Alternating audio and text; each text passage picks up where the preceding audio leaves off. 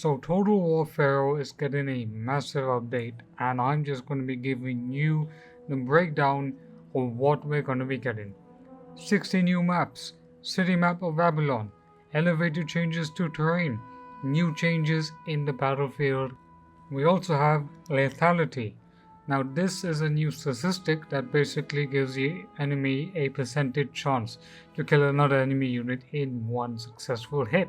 So it works for both melee and ranged weapons, and I think the developers are trying to showcase that we've done a couple of changes to, let's say, bows and arrows. We've made them more stronger, axes can have higher damage, lethal, and they can have that lethality, but it has a low hit chance. But they're also trying to balance low entity counts, such as archer chariots, which now have higher lethality.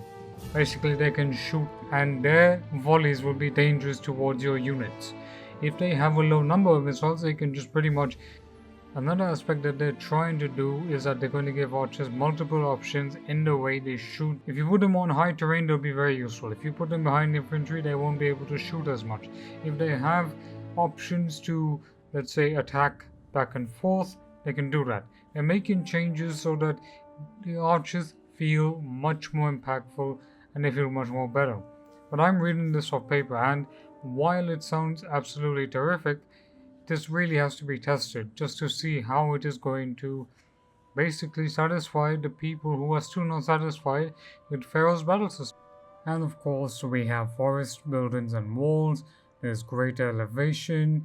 You can now view units on the inside perimeter of a forest while remaining invisible.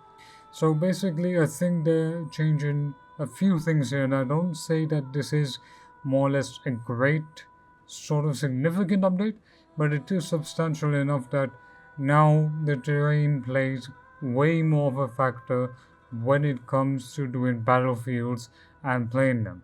So I do hope that this does lead to something great. I'm not going into every single detail, and there's a reason for that, and I don't want the video to be too long either, but it does seem good enough that we're getting changes in elevation. Well, now for battle maps, as I've said, 60 new battle maps. You previously had 6 times 6. You have 16 new battle maps, so I really do hope that they include the city of Nevena, which is the Assyrian capital, or so.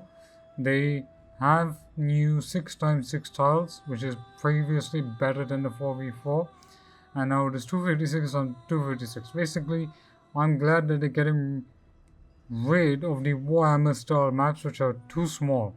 So now you have a total of 1536 times 1536. So larger battle maps are better for the game than smaller battle maps that just really condense everything around you. I know that perhaps some of the devs might like playing in smaller battlefields, but we as Total War players love larger battlefields, and that is for a reason. Basically, I'm glad that we have new Mesopotamian battle maps. I'm glad that Babylon is a really unique city, and I do hope they had more major Mesopotamian cities as well.